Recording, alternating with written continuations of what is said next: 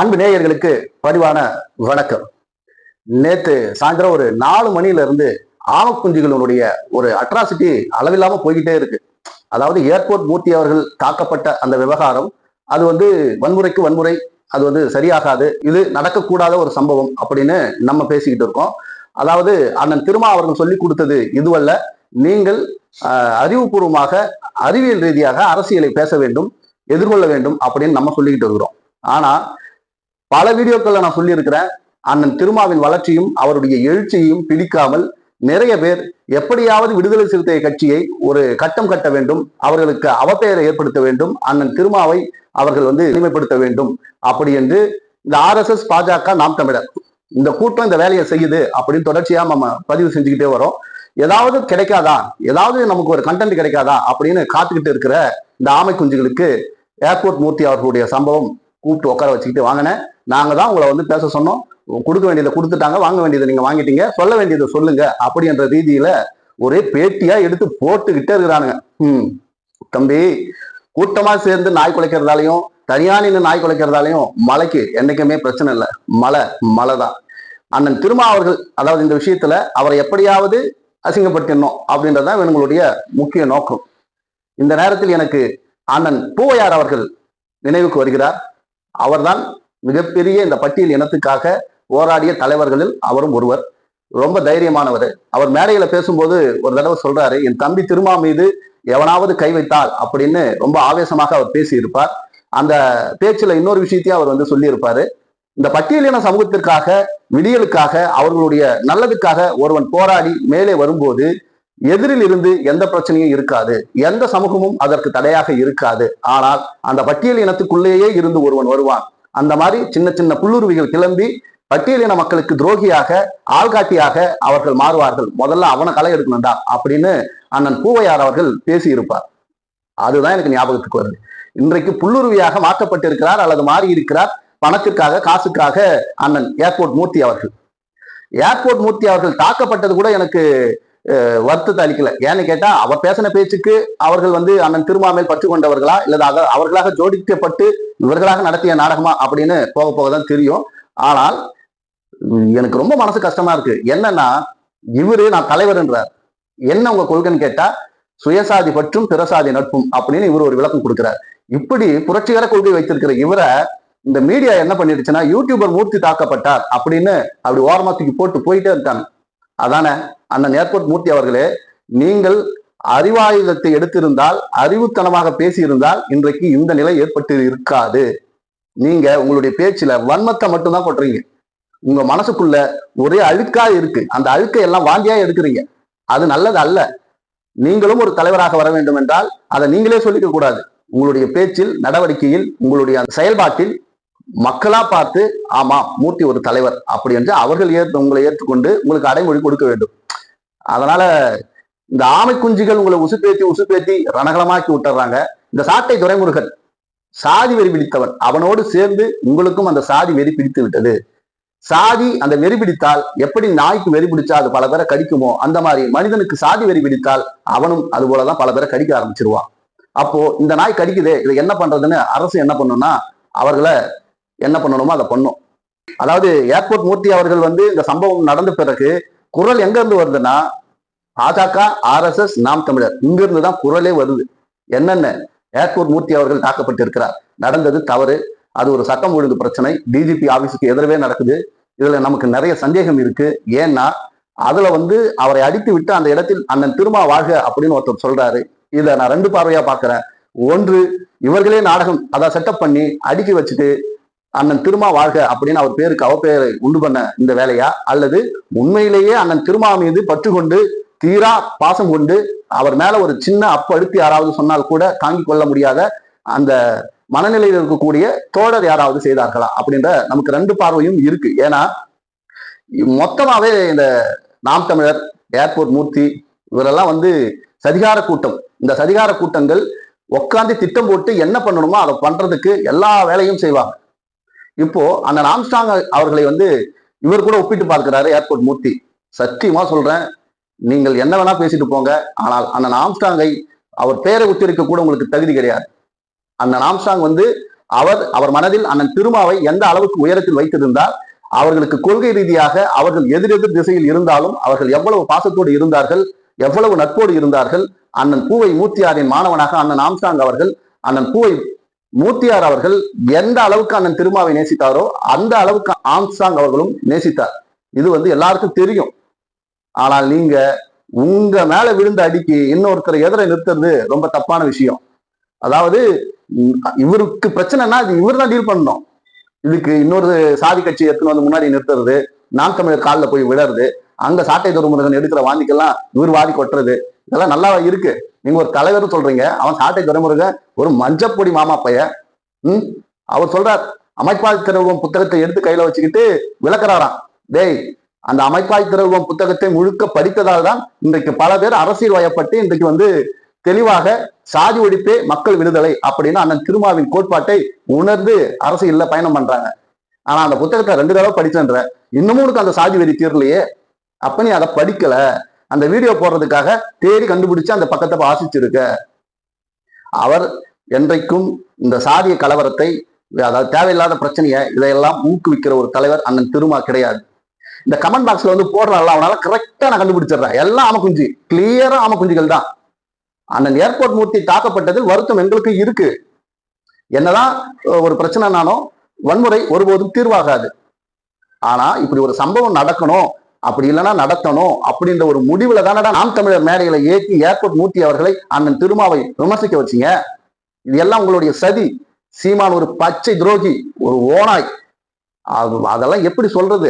இவங்கெல்லாம் அரசியல் தலைவர்கள். வெளியில சீமான கழுவி ஊத்தியாச்சு, நீ ஊத்த ஒண்ணும் இல்ல. சாட்டை துரைமுருகன்லாம் ஒரு ஆளே இல்ல. இவெல்லாம் மஞ்சப்பொடி போட்டி கழுவி வைங்க, நான் வர்றேன்னு சொன்ன ஒரு கேன பையன் தான் அவன். இந்த நாம் தமிழர்ல ராவணாவள ஆரம்பிச்சு இன்னும் உடனே வீடு தமிழா, படுத்து தூங்கு தமிழா, என்னடா ஏய் தமிழ் தேசியம்னா என்னன்னே தெரியாம சீமானை வைத்து அதுல வியூஸ் பார்த்து பணம் சம்பாதிக்கணும்னு வந்த கூட்டம் தானுங்க. கொள்கைக்காக கோட்பாட்டுக்காக நிக்கணும் அப்படின்ற ஒருத்தம் கூட கிடையாது. நாம் தமிழர்கள் பயணித்த உண்மையான அண்ணன் பிரபாகரனை நேசித்த அத்தனை பேரும் வெளியே போயாச்சு. அவர் வேற வச்சு பணம் சம்பாதிக்கிற கூட்டம் தான் அங்க இருக்கு. ஆக இந்த பேஸ்புக்ல போடுறது, ட்ரோல் பண்றது, இது எல்லாமே இந்த நாம் தமிழர் ஆமை குஞ்சுகள் தான். RSS கூட இந்த கிஷோர் கே சாமி ஒரு 2 கிலோ எலும்பு, ஒரு 3 கிலோ சதை, அவ்வளவுதான் அவன். கஞ்சா குடிக்கி இவெல்லாம் உட்காந்து பேசுறான்னா அப்போ இது திட்டமிடப்பட்ட சதி. அண்ணன் திருமாவின் பெயரை கெடுப்பதற்காக இவர்களால் உண்டாக்கப்பட்டிருக்கலாம் அப்படிங்கிற ஐயப்பாடு நமக்கு வருது. கையில கத்திய வச்சுக்கிட்டே சுத்தரனா நீ அம்மா பெரிய கேடியா இருப்ப அப்படின்னு மக்கள் கேட்கறாங்க. விடுதலை சிறுத்தைகள்லாம் கட்ட பஞ்சாயத்து பண்ணவே தெரியாதுன்னு இவரே ஒத்துக்கிறார், ஏர்போர்ட் மூர்த்தியே ஒத்துக்கிறார். ஏன்னா அவங்களுக்கு கட்ட பஞ்சாயத்து எல்லாம் பேச தெரியாது. தங்கள் உரிமைக்காக, அடிப்படை உரிமைக்காக போராடி கொண்டிருக்கிற ஒரு கூட்டம் தான் பட்டியல் என பிற்படுத்தப்பட்ட மக்களுடைய கூட்டம். அவர்களை சாதியை வைத்து அது எப்படி சுயசாதி பற்று வச்சுக்கிற, பிறசாதி நட்பை எப்படி வைப்ப? புரியலையே, உன் கான்செப்டே தப்பா இருக்கானே. ஆக நீங்க ஒரு முழு மென்டலிஸ்ட், நாம் தமிழர் மென்டலிஸ்ட் மாதிரி நீங்களும் ஒரு மென்டலிஸ்ட் தான். மேல கிடைச்சா பேசுறதுக்கு வாய் இருக்கு, அந்த வாயை கருத்து சொல்லணும், கருத்தை கருத்தியலால் வெல்லணும். நிறைய பேர் சொல்றாங்க விடுதலை சிறுத்தை கட்சிகளுக்கு அதாவது விமர்சனங்களை தாங்கிக் கொள்கிற அந்த சக்தியே இல்லைன்னு. அதெல்லாம் பாத்தீங்களா, அதை தான் நான் சொல்றேன். இவனுங்க கட்டமைக்கிறார்கள். விடுதலை சிறுத்தைகளுக்கு பாத்தீங்களா அப்படின்னு சொல்றதுக்காக ஒரு கட்டமைப்பை ஏற்படுத்தி சமூகத்தில் பதட்டத்தை ஏற்படுத்தி அண்ணன் திருமாவின் பெயரையும் இவ்வளவு நாள் அவர் கொண்டு வந்த அந்த சமூக நீதியையும் இவங்க உடைக்கணும்னு பாக்குறாங்க. டேய், அதெல்லாம் தாண்டி ரொம்ப நாள் ஆச்சு. திருமா என்றால் யார், திருமாவின் உடைப்பு என்ன, திருமாவின் நேர்மை என்ன அப்படின்றது மக்கள் எல்லாரும் உணர்ந்து இருக்கிறார்கள். ஒவ்வொரு நாளும் மக்களோடு களத்தில் போய் நிற்கிறார். உங்களை மாதிரி யூடியூப்ல உட்காந்துக்கிட்டு வாடகைக்கு விற்கல. அப்படிப்பட்ட ஒரு மாபெரும் மனிதரை பற்றி பேச எங்களுக்கு நீங்க என்னப்பட்ட பேர் வச்சாலும் கவலை இல்லை. ஏன்னா அது எங்களுக்கு வராது. அப்படியே உங்களுக்கு ரிப்பீட்டு. திருமாவை எப்படியாவது முடிக்கணும். ஏன் சனாதனத்தை எதிர்த்து குரல் கொடுக்கிற ஒற்றை குரல் அண்ணன் திருமா. சனாதனத்தை வேறறுப்பேன் என்று தைரியமாக பேசுகிற குரல் திருமா. உங்களை ஓட ஓட இந்த தமிழ் மண்ணில் விரட்டுவேன் என்று சொன்ன குரல் திருமா. இது என்னடா இது, இப்படி ஆவேசமாக சனாதனத்தை இப்படி அடிச்சு ஓட தெறிக்க விடுறாரு, இவரை எப்படி ஆஃப் பண்றது? யாராலையும் ஆஃப் பண்ண முடியாது ராஜா. நீங்கள் தொல் திருமாவளவனைத்தான் பார்த்திருக்கிறீர்கள். இரா திருமாவளவனை மீண்டும் பார்க்க வேண்டும் ஆசைப்பட்டால் நல்லா இருக்காது. ஆனால் அவரை வரமாட்டார் அந்த மாதிரி வச்சுங்க. ஏன்னா அவரை பக்குவப்பட்டு பயணப்பட்டு தெளிவுபட்டு இன்றைக்கு மக்களுக்கு பாடம் எடுக்கிற ஒரு ஆசிரியராக, ஒரு ப்ரொஃபஸராக அவர் இருக்கிறார். ஆக விடுதலை சிறுத்தைகளை நீங்கள் கொச்சைப்படுத்தி இவ்வளவு கேவலப்படுத்தணும்னா இந்த நாம் தமிழர் ராமை குஞ்சுகளுக்கு ஒண்ணு சொல்லிக்கிறேன். 2026 அட்ரஸ் இல்லாம போக போற உங்களுக்கு எதுக்குடா இது வேலை? சீமானுக்கே தெரியுது. கட்டப்பா அடி வாங்கிட்டாருன்னு இந்த எட்டப்பெல்லாம் போய் நலம் விசாரிக்கிறீங்க. கட்டதுரை உதவாங்கிறதுக்கு காரணமே இந்த எட்டப்பன் நலம் அப்படின்றது ஏர்போர்ட் மூர்த்தி அவர்களுக்கு எப்படி புரிய வைப்பது? ஒன்றும் புரியல நமக்கே. ஆனால் அதாவது ஒரு நியாயமா ஒரு விஷயத்துக்காக கொள்கைக்காக போராடுகிற ஒரு மனிதனிடம், ஆனா நீங்க இது தப்புன இந்த இடத்துல இதை நீங்க சரி பண்ணீங்கன்னா மக்கள் கிட்ட இன்னும் போய் ரீச் ஆகலான்னு நம்ம சொல்லலாம். ஏன்னா அவர் மக்களுக்காக போராட வந்திருக்கிறார். நம்ம சொல்ற கருத்தை அவர் காதுல வாங்கிப்பார். இவர் அதுக்கு வரல. இவர் சனாதனத்தின் குரலாய் ஒழிக்கணும், சாதி வெறியை தூண்டணும். இந்த நாம் தமிழர் குடி தேசியத்தை பேசுறாங்க இல்லையா, குடிபெருமை பேசுறாங்க இல்லையா, இந்த கூட்டத்தோட இந்த கூட்டத்தை சேர்த்து விட்டா தமிழ்நாட்டில் எப்படியாச்சும் ஒரு கலவரத்தை உண்டு பண்ணி விட முடியுமா அப்படின்றதான் உங்களுடைய எண்ணம். பாட்டாளி மக்கள் கட்சியினுடைய சட்டமன்ற உறுப்பினர் அருள் அவர்கள் ரொம்ப தெளிவா சொல்லிட்டார்.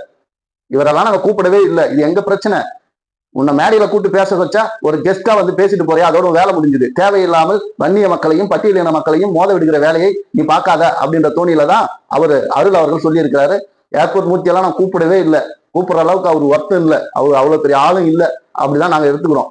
அவர் அந்த தோணியில தான் அவரும் சொல்லியிருக்காரு. இது எங்க பிரச்சனை, இது எங்க கட்சி பிரச்சனை, எங்க கட்சியில் இருக்கிற ஒருத்தருடைய பிரச்சனை.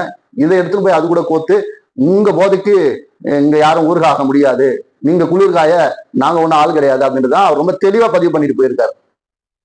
இதுக்கப்புறமும் இந்த ஆமை குஞ்சுகள் நீங்க உருட்டுங்கடா, நீங்க எவ்வளவு உருட்டினாலும் மக்கள் கிட்ட போய் அது சேரும். என்னவா சேரும்? ஆமை குஞ்சுகள் கதறல் சத்தம் தான் போய் சேருமே தவிர நீங்கள் பேசுவது ஒருவேளை உண்மையா இருந்தாலுமே மக்கள் ஏத்துக்க மாட்டாங்க. ஏன்னா நீங்க ஆரம்பத்துல இருந்தே பொய்யே பேசிட்டீங்க. நடுவில் உண்மையை பேசினா எப்படா நம்புவாங்க? அண்ணன் திருமாவை அம்பலப்படுத்துவேன். ஏர்போர்ட் மூர்த்தி என்ன பண்ண போறீங்க, அம்பலப்படுத்த போறீங்க? ஒன்னும் புரியலையே. அவர் எப்போதும் மக்களோடு மக்களாக தொண்டர்களோடு தொண்டர்களாக அப்படியே பயணிக்கிறாரு, வண்டியிலேயே சாப்பிட்றாரு, எந்த இடத்துல புளியா மரத்துக்கிழையோ எங்கேயோ அப்படியே உறங்குறாரு, சுற்றி அவர் கூட கூட்டம் இருந்துகிட்டே இருக்கு. இவர் என்ன அம்பலப்படுத்த போறாரு தெரியலையே. சரி, ஏதோ அடி வாங்கிட்டீங்க, ஆவேசத்துல பேசுறீங்க, அவமானப்பட்டுட்டீங்க, ஆதனத்துல பேசுறீங்க அப்படின்னு வேணா எடுத்துக்கலாம். ஆனால் நீங்கள் உங்களுடைய தனி மனித வளர்ச்சிக்காக உங்கள் சமூகத்தை அடகு வைக்காதீர்கள் அப்படின்றத மட்டும் இந்த இடத்துல ஆணித்தரமா பதிவு செய்து, பூவையார் இருந்திருந்தால் நீங்கள் இப்படி பேசி இருக்கவே முடியாது, அதையும் இந்த நேரத்தில் நான் பதிவு செய்கிறேன். அண்ணன் ஆம்ஸ்ட்ராங் இருந்திருந்தால் நீங்கள் இப்படி பேசி இருக்கவே முடியாது, அதையும் நான் பதிவு செய்கிறேன். ஆக பட்டியலின மக்கள் எந்த அமைப்பில் இருந்தாலும் எங்கு இருந்தாலும் அண்ணன் திருமா மீது ஒரு தனி பற்றும் பாசமும் கொண்டிருக்கிறார்கள். ஆனால் ஏர்போர்ட் மூர்த்தி மட்டும் இந்த தடா பெரியசாமி எல்லாம் இடம் இருக்கிற இடமே தெரியாம போனாங்க. ஏன் தெரியுமா? அவருடைய முகத்திரை கிழிக்கப்பட்டது, அவர் அசிங்கப்பட்டார், அவமானப்பட்டார், கடைசியில் அவரே ஒதுங்கி போயிட்டார். அதே போல 2026 நாம் தமிழரும் இருக்காது, இந்த ஏர்போர்ட் மூர்த்தி அவர்களும் அரசியல் விட்டு போயிடுவாங்க. உங்க லெட்டர் பேட் கட்சியை பத்திரமா பாத்துங்க.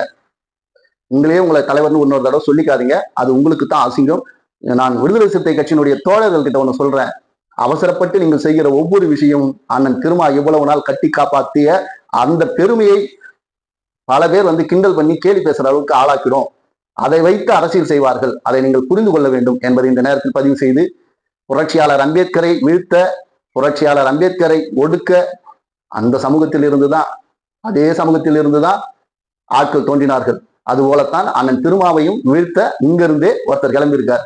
ஆக இவரால் அவரை வீழ்த்த முடியாது. எப்படி புரட்சியாளர் அம்பேத்கரை யாராலும் வீழ்த்த முடியாமல் இன்றைக்கும் உலக அளவில் பேசப்படுகிற போற்றப்படுகிற இந்தியாவுக்கே இந்திய அரசியலமைப்பை தந்த புரட்சியாளர் அம்பேத்கர் அவர்கள் எப்படி பேர் பெற்றாரோ அதே போல அமைப்பாய் திரண்டு இந்த சமூகத்திற்கு ஒடுக்கப்பட்ட பிற்படுத்தப்பட்ட எல்லா மக்களுக்குமான தலைவராய் அண்ணன் திருமா வருவார். நீங்கள் பொறுமை காத்து அரசியலை அரசியலாக முன்னெடுத்து செல்லுங்கள். இதை அண்ணன் திருமா உங்களுக்கு சொல்லிக் கொடுத்திருக்கிறார். ஒரு நொடி கூட அவசரப்பட்டு ஆதங்கப்பட்டு இன்னொரு முறை இது போன்ற சம்பவங்கள் தொடரக்கூடாது அப்படி என்பதை இந்த நேரத்தில் கேட்டுக்கொண்டு, நம்முடைய சேனல் கண்ணை நம்பாதே not7 லைக் பண்ணுங்க, ஷேர் பண்ணுங்க, சப்ஸ்கிரைப் பண்ணுங்க, மறக்காம பெல் பட்டனை கிளிக் பண்ணுங்க. நான் உங்கள் கிருஷ்ணா. நன்றி, வணக்கம்.